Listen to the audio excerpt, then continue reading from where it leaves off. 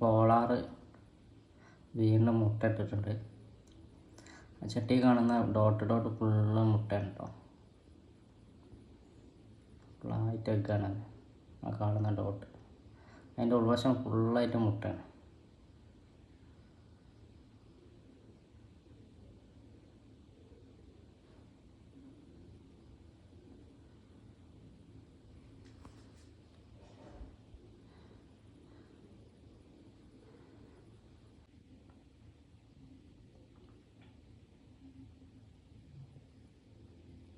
ആണാണ് പുറത്തെത്തുന്നത്. ഇതെപ്പോഴും ഉള്ളിലുണ്ടാവും.